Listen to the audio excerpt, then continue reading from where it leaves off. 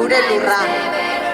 Lur hau ez da gure jabetza, bizigaren lur hau guretzat zelako promesa, ez zuen inork egin, ez zigun inork hitz eman.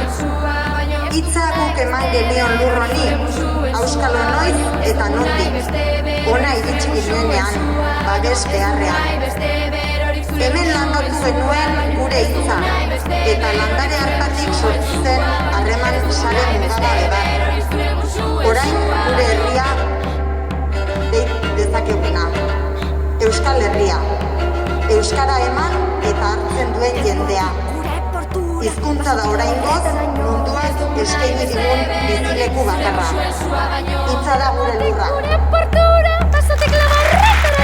Ez dugu nahi beste berorik, zure musuen sua baino.